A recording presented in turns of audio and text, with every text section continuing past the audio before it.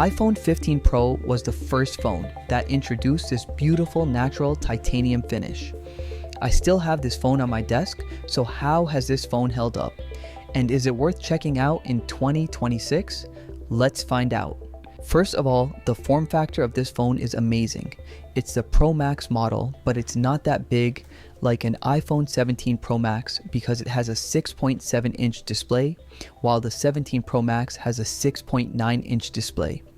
Although the difference looks small, but it really makes a difference when you use this phone after trying out the 17 Pro Max. Plus, add the beautiful finish of the natural titanium and frosted back glass.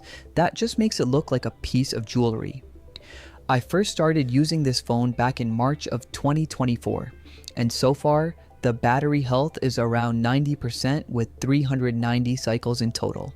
The battery time I'm getting out of this phone is still pretty decent, with an average screen time of 5 to 6 hours, and it's on the latest iOS 26.4.2.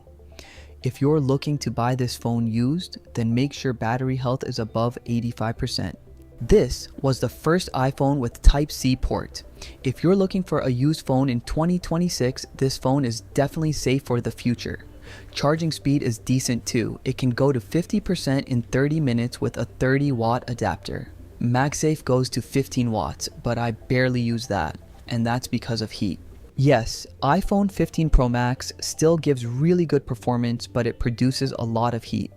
That's mainly because of two reasons. There is no vapor chamber cooling here, like that's on iPhone 17 Pro. And secondly, this phone has a titanium frame. Titanium is really a poor conductor of heat, while aluminum on the 17 Pro is a good conductor of heat, plus combine that with vapor chamber cooling, and it'll give you some good results. When the iPhone 15 Pro first came out, it had some serious overheating issues. Many people complained about that, and later on, Apple sent a software update that reduced peak performance and it kept the temperatures down. So, if you're already living in a hot and humid environment, then do consider this phone twice because this heating issue will be a problem later on. About the cameras, the main sensor on this phone is exactly the same which is there on iPhone 17 Pro Max.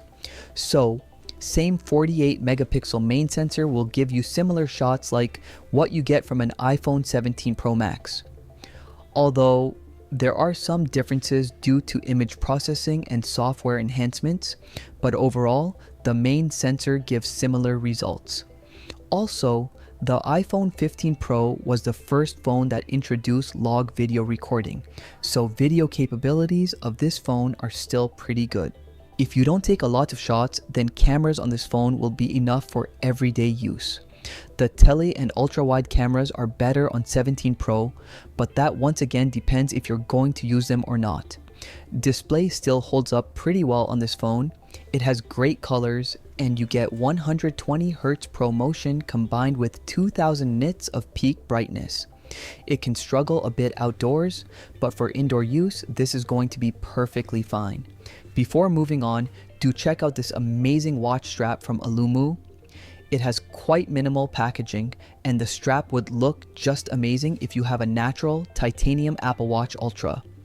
The lugs on this strap are premium, and the locking mechanism is pretty secure and decent.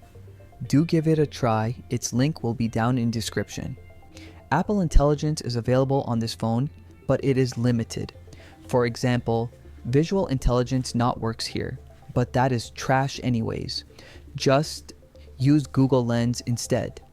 Overall, Apple Intelligence isn't worth it even on the latest 17 Pro, so just getting the latest iPhone for that won't be a good decision.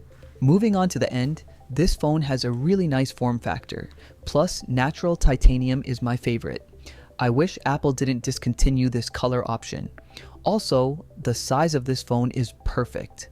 Not way bigger like the 17 Pro Max and not too smaller like the 15 Pro. It's somewhere in between. If you're thinking to get this phone in 2026, then it'll be a good option. Only if you're upgrading from an iPhone 12 or earlier, you don't need the latest Apple Intelligence features. You take pictures and videos only using the main camera of your phone. You live in a place that is already cool and you don't care about this phone heating up a bit. only then it'll be a good choice in 2026. What do you think about this phone? If you're already using it, let me know in the comment section that how it's holding up. And with that said, I'll catch you in the next one.